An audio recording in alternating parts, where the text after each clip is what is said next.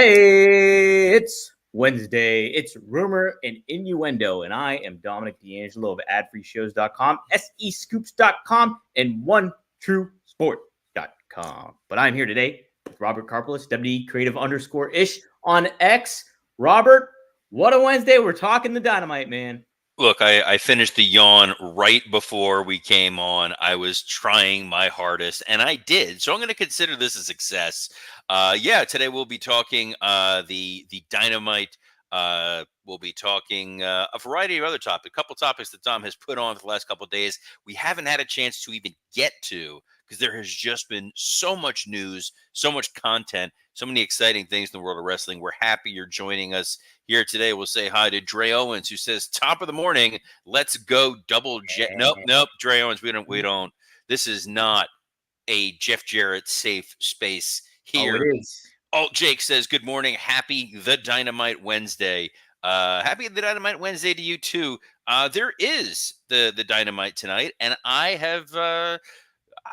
I think there's only one match I remember that they had previously announced that we put on the rundown here, Dom. But let's get to our top story. Let's get to it. Yeah, Robert, this could be the greatest night in the history of our sport because Jeff Jarrett will be taking on Bryan Danielson in an anything goes match with Ricky, the Dragon Steamboat, as, get ready for this, a special guest. What does that mean, Robert, to you? Wait, he's just a special guest? He's not a special guest referee? Special guest. He's not an enforcer. He's not a timekeeper. He's not even a referee. He is just a special guest. So I'm gonna ask, because I did not watch Rampage, and based on the ratings, nobody watched Rampage this week. 200,000 views on Rampage, and I did not watch Collision. So is there, because I was watching SummerSlam, is there a reason for Ricky Steamboat's involvement here that you're aware of?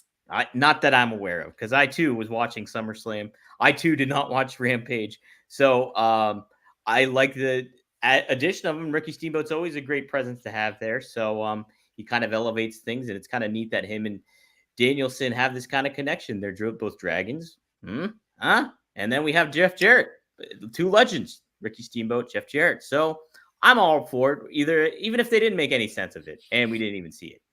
I love Ricky Steamboat. He's obviously an incredible talent. When I worked with him at WWE, he was a delight. He was one of my favorite people to get an opportunity to ever work with. When I had the chance, when I was working at the Florida Panthers, and we did a pro wrestling night, and I was working with Tommy Dreamer, and Tommy, he was like, "Here's a list of talent that we can potentially contract with to bring in for this event." And as soon as I saw Steamboat on there, I'm like, "We're bringing Ricky." And Ricky made me look like $1 million. He's the best, the humblest guy you will ever meet. My favorite Ricky Steamboat anecdote is while he was there at the Panther game, we're walking around and talking to people, and we happened to be playing the Red Wings, and he's like, "Oh, I wrestled in Detroit before against Savage." I'm like, "Oh, you mean the greatest WrestleMania match of all time that you just offhand mentioned?" "Oh yeah, and I wrestled him in Detroit." Like, "Oh, you mean WrestleMania 3, the thing that every wrestler points to as one of the reasons why they got into the business?" Yeah, I've heard of that. Love Steamboat, love Danielson. Jarrett constantly bumps us on Mondays from ad-free shows on YouTube, so he is our mortal enemy, as is his one of his producers, Marcus D'Angelo. Yes. Who is banned from this show unless there's ever a day where you and I are not here and we need a backup. He's generally available. But look, this is a very strange match because we all heard the rumor and innuendo that Bryan was told by the doctors, "Hey, take it easy going into All In. You know, we want to make sure you're at your peak physical conditioning." This felt like a risk, and now they're using him to wrestle Jeff Jarrett, who was the emotional crux of the Owen Hart tournament. I don't know what the purpose of this story is. Like, I need to be invested in Bryan Danielson and Swerve. I don't need to be invested in the guy who's telling Danielson, hey, can you at least pretend that you care about winning the title instead of constantly talking about how you don't need it and you're going to retire? I think I'm just intrigued by the matchup itself, but I think the part of it is like, okay, if Danielson wants to prove it, he's got to prove it to the guy who wants him to prove it. And so him going through him, That was a spectacular sentence. well, thank you. Like Yes, Jim Ross's head would have exploded right there with all the pronouns that you were throwing. He and him. it all tied together, you know. And Jeff Jarrett, I think, will tie this thing together, and Bryan Danielson too. I think, you know, it'll be a fun diversion from where we're going with Swerve and No, Danielson. no, I no, think no. We don't have time for diversions. we The pay don't. per view is coming up in a couple weeks, and we have really had no reason to be super excited about this particular match, other than Bryan won the Owen Hart tournament. Bryan has announced that he's retiring. He's no longer theoretically under the full-time contract that he's under, and he's facing Swerve by default to the fact that Swerve is currently holding the AEW World title. We kind of need a little more. And when you're opening up the creative playbook, the first play that you're calling should not be Jeff Jarrett. Well, the man knows how to tell a story, Robert. I think we'll be okay. I think we'll be all right. I like it. I'm excited. This, Robert, I'm not gonna lie. This is my all-in match anyway. So this is what I wanted, and I'm getting it tonight. So Danielson Jarrett. yes, this was You're an it. odd man, dude. You are an odd duck that you look at the entire AEW roster and like, you know what I would love to see? 50-something-year-old Jeff Jarrett taking on Bryan Danielson. Mm. Chef's kiss. I love it. I feel like you were a King Mabel fan as a kid. No, I wasn't. I actually really did not like Mabel. All right. Wow. So in defense, Uh-huh. super nice guy. Mabel? Really? Oh yeah. Worked with him when he was Big Vis. He was wearing the purple pajamas. Very nice guy, very humble guy. King Mabel sucked wind. It was terrible, but we can all admit that Men on a Mission rap, fantastic. But what an absolute bop, as the folks say. An absolute bop is that one. God damn it, Tom. Trying to stay current, Robert. Hey, speaking of staying current, let's stay current with the bad apple himself, Mr. Brian Keith, taking on Shibata.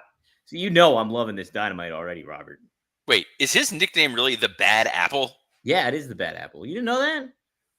I'm not a massive Brian Keith fan like you. I'm not the devoted Keith head that you are, Mr. D'Angelo. But I thought this match took place on Collision. I guess I was wrong. But No. cool. Look, what I like about this is that while Brian Keith and Shibata are wrestling, hopefully Chris Jericho is not on commentary. I think that's going to happen. Well, then I don't want to see this match. They will find a way to ruin this. Well, hey, Hi, Taz! They almost found a way to ruin this matchup. It's MJF versus Kyle Fletcher. Sounds great, but Robert, guess what? It's an eliminator match for the American Championship. I think they're trolling us at this point, Robert. I think It's really not an eliminator match, is it? It's an eliminator match. My God, it really is an eliminator match. Mm-hmm. Dude, what are they doing? Why are they doing this to us? This is just to get to us, I think, Robert. We expressed our distaste for eliminator matches, and they're just leaning into it big time. By the way, it wouldn't shock me. I feel like the way that Tony books sometimes, it's like you're playing to an audience of one, which was always the criticism of Vince, that he was just booking for himself and that we were all in turn booking just for him. Like, if this is a spite booking, I love it. Like, if that's what it is. Otherwise, so Kyle Fletcher had called out MJF last week. Yes. That was weak. I'm not confusing him with Britt Baker. Kyle Fletcher is the one that called MJF out in public in order to make money for the company that they both work for. There you go. And the idea was, I'm going to shut you up because of what you did to my friend. And that gets you an eliminator match for the American title, which is that now the recognized title? Isn't that the fake title that he made? And he's technically the international. Nope. My brain started going down the path of making sense of Tony Khan booking, and it just stopped working. On the plus side, Fletcher's babyface promo last week was great. showed a lot of fire, showed a lot of promise. I think that him and MJF in the ring should be a really great match, and it's advancing the Osprey story.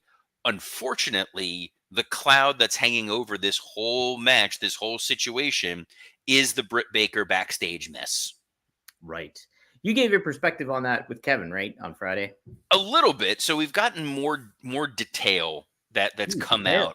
out from it. Yes, the more rumored innuendo that I believe I got from SE Scoops, actually, Ooh. a reputable website out there amongst some of the heathens, the Sean Ross Sapps of the world.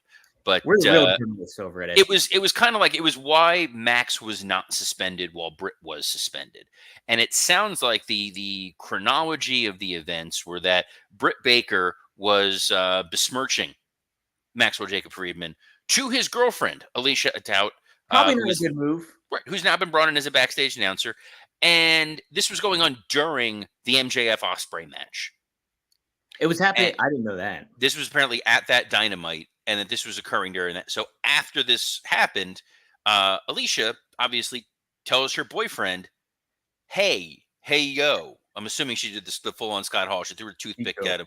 "Hey, yo, the dentist is talking mad smack about you." Max is obviously upset. Osprey seems to intervene and goes and confronts Britt Baker in the, "Hey, what you doing here, pal? Like, you just came back from a series of unfortunate injuries, including the mini strokes that you were suffering. You have a lot of goodwill and sympathy. You're going into one of the biggest matches of your career at All In against Mercedes Moné, who they spent a lot of money to bring in. What's the deal?" I guess Max confronted her in the women's locker room. Afterwards, he was frustrated. He punched a wall. Wow. But they reviewed the footage. I swear to you, there's actually footage. They reviewed the footage and they realized Max did not necessarily do anything wrong enough to warrant a suspension. Britt Baker's behavior did, so she was suspended for 2 weeks, which I know was last week, because last week Mercedes, during her promo, apparently mentioned that the Young Bucks on camera had suspended her. So I guess Britt is still off TV this week, but this now is like a dark cloud hanging over two of the biggest matches at All In. And I kind of want to see MJF Britt Baker. I feel like that'd be a fun match. I think that would be a fun one. Yeah, we could definitely make. I think it's facilitated. There's been some nonsensical booking going on. Why not do this one here? Look, I always adopt the Jimmy Johnson philosophy when it comes to this stuff. Like, if you're talented and you screw up and you're a big star, there can be some exceptions made. If you're Britt Baker, who hasn't been on television forever, and then you're trying to stir the pot, and then you got to ride with MJF than you do with Britt Baker at this point, because she hasn't really drawn you anything. This is about making money. I don't care if there was like some egregiousness between the two. I think you ride with the star in most cases, and this is I don't know. It's a very counterproductive on Britt Baker's end in many ways. Heck, it's very selfish if this is all deep what happened, and you don't want that in your locker room, especially now with the TV deal impending, and you're affecting your biggest show of the year yet again.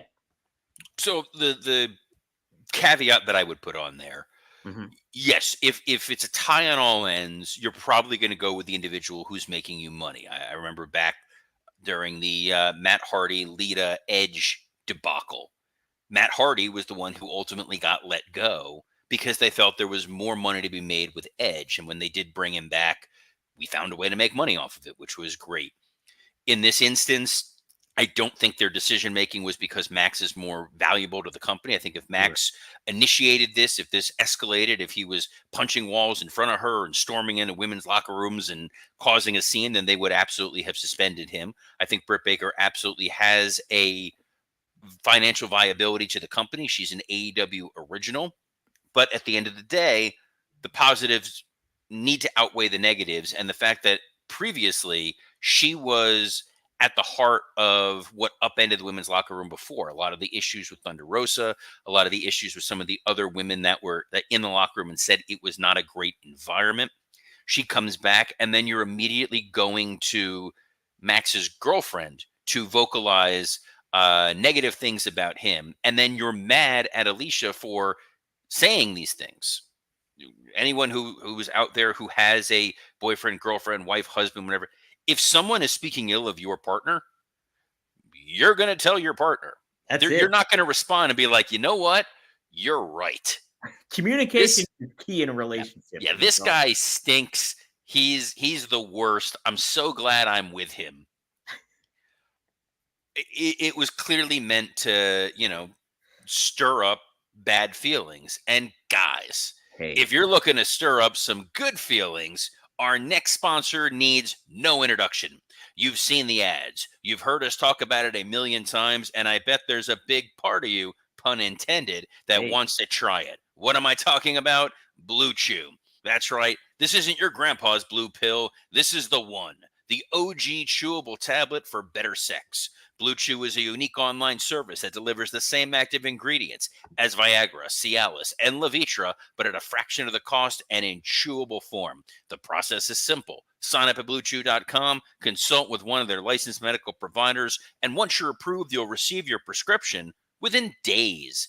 Blue Chew tablets are made in the USA and prepared and shipped directly to your door. The best part, it's all done online. No visits to the doctor's office, no awkward conversations, and no waiting in line at the pharmacy. You can take them anytime, day or night, so you can plan ahead or be ready whenever an opportunity arises. We all know MJF put his fist through the wall, but if he took some Blue Chew, he could have put something else through that wall. Hey now. Because Blue Chew wants to help the entire country be rock hard. They told me that's the mission.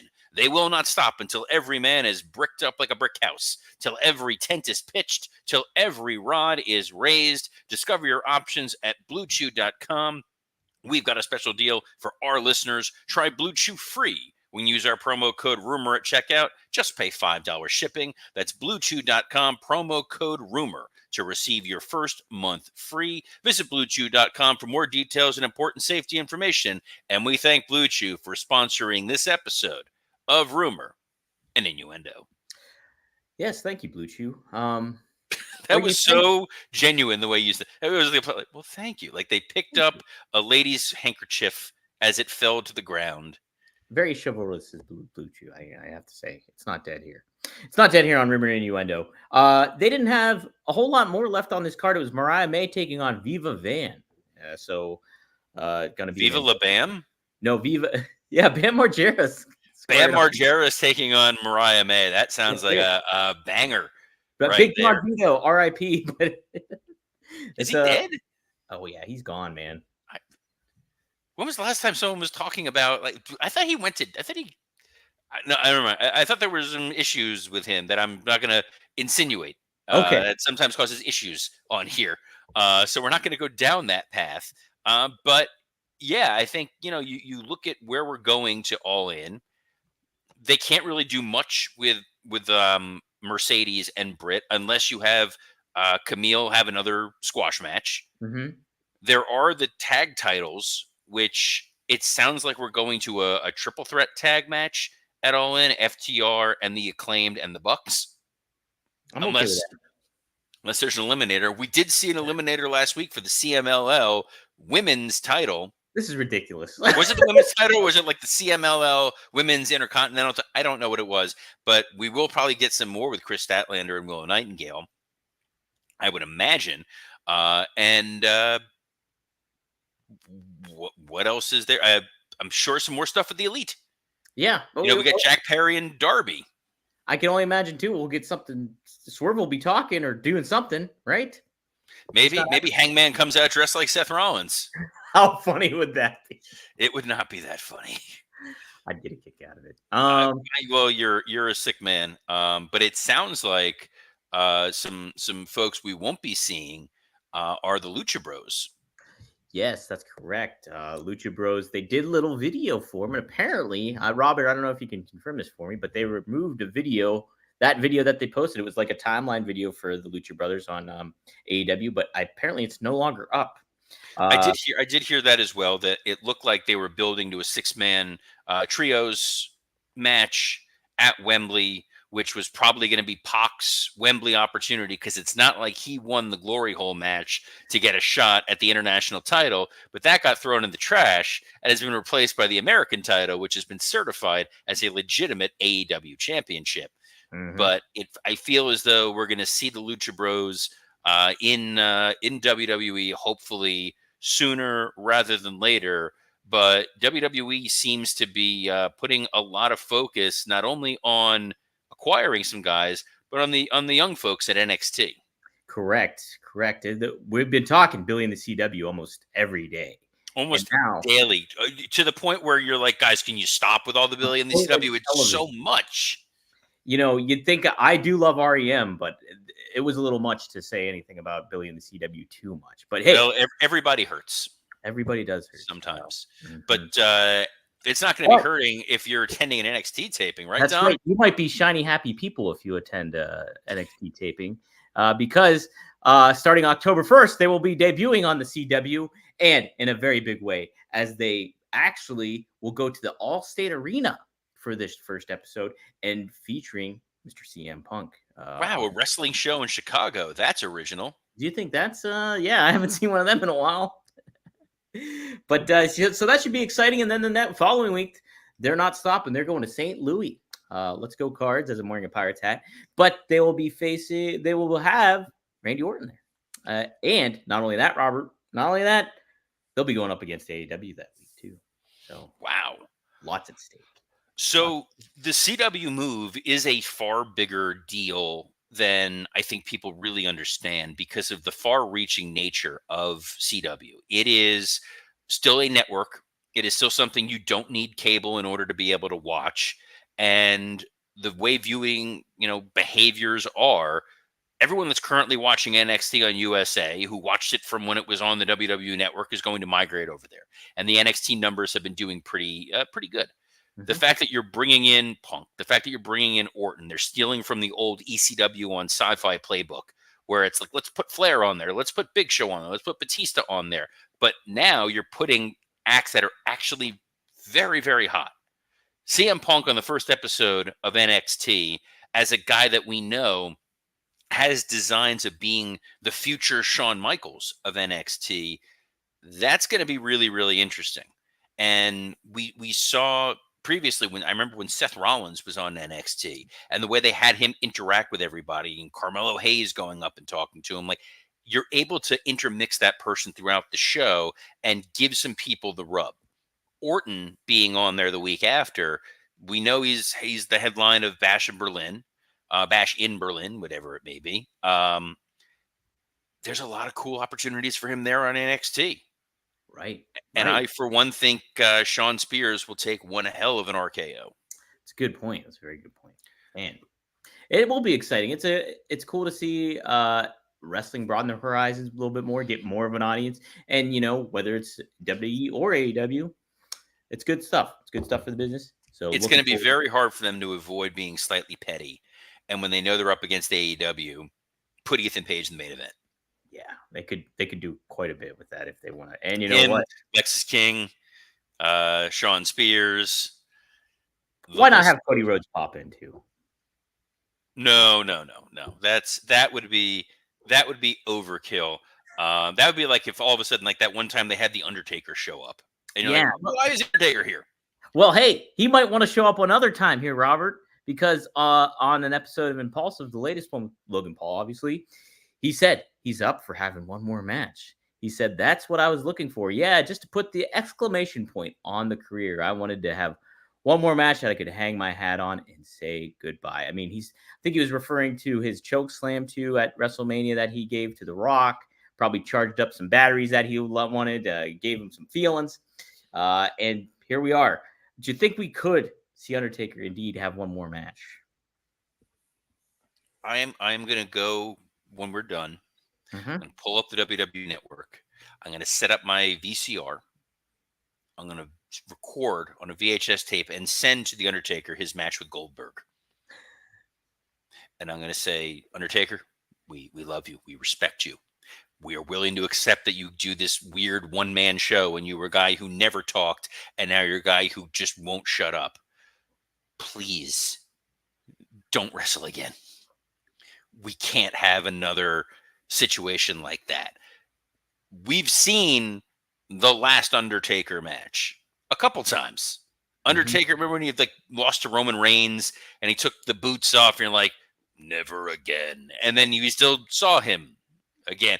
And then there was the graveyard match Yeah, with AJ. AJ Styles, which main evented WrestleMania. It was well produced. It was what it was. I have some mixed feelings about it, but hey, that was a good, like, he's ridden off into the sunset. Again, I don't think we need any more Undertaker matches. I think that I get getting the itch. The choke slam was fine at WrestleMania. It didn't erase the fact that we all wanted it to be Steve Austin instead, but it is what it is. I think he's gonna, get a little clickbaity and say, I would love to have another match. Who is there for him to really wrestle that would be impactful? The only name that really comes to mind would be Gunther. Yeah. But do I really want to see Gunther kill off the Undertaker and John Cena in the same 6-month window of time? Boy, man, that would definitely get him over even more big time, But yeah, I can certainly understand where Undertaker's coming from, especially if he ended it on a cinematic match, is where he came like that was the finality He of it did. all. He ended it on a cinematic match. I don't need to see him back in a ring anymore. Yeah. Yeah, it's tough to do.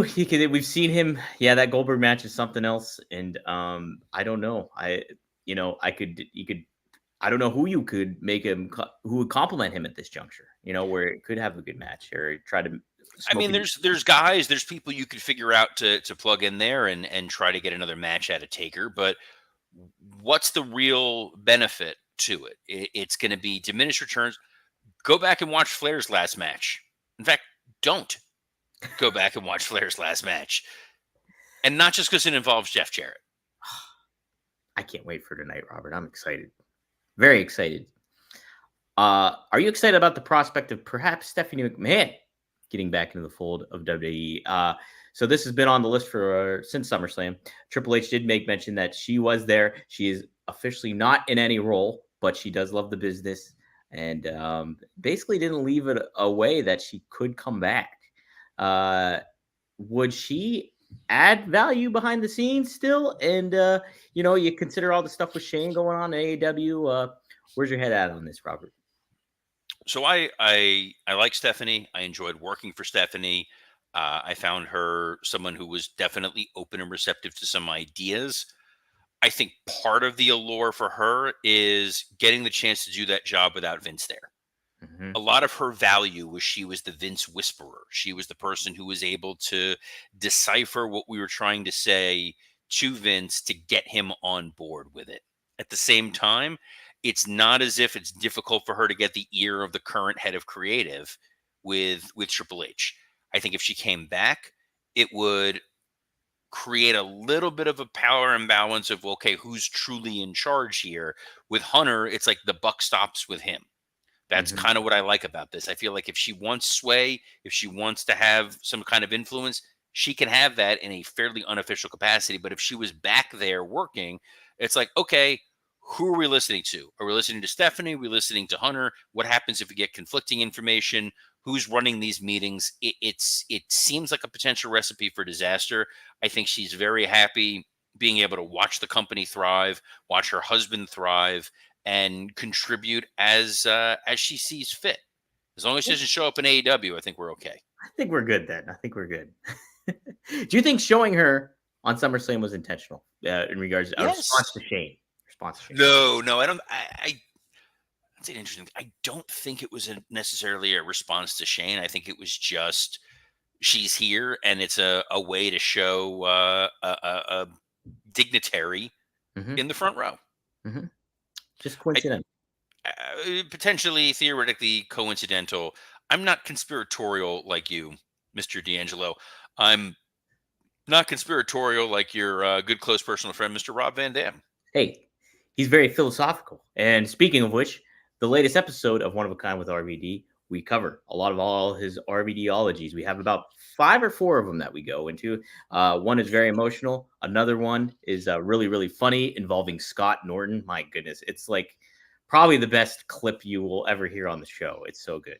So go to rvdtv.com. You can check out that episode and learn a little something. And hey, tonight, go to onetruesporttv.com and you will see Fonzie. Me and Fonzie were talking Giant Gonzalez in WWE. We covered him in WCW, and wow, did Fonzie have some stories last time? So he's gonna have some good stories this time. And hey, we're gonna do a little giveaway too. So if you want to enter, go to onetruesporttv.com and see how you do it. Otherwise, check out some Working Stiff coming up here this week. Yeah, Work and Stuff will be dropping this Thursday. Myself and Scott Chapin talking all the exciting things going on in the world of wrestling, where we can say some of the four-letter words we're not allowed to say here on this episode. And it's a little bit more freewheeling, fun conversation. But this is always a fun conversation. The fastest half hour in all of pro wrestling. Almost entirely commercial free, with the exception of our beloved Blue Chew sponsor. We've got a couple other fun sponsors coming up in the weeks to come. And part of that is because all of you are out there spreading the word of Rumor and Innuendo. So we appreciate you sharing the show, telling your friends, tuning in live at noon Eastern on a plethora of platforms, including the WWE Creative _ish X account, the SE Scoops X account, and on YouTube, on Rumor and Innuendo, Working Stiff, and ad-free shows. On behalf of the fairly contemplative Dominic D'Angelo, I'm Robert Karpolis. Best of luck in your future endeavors. Hey, what's the frequency, Kenneth?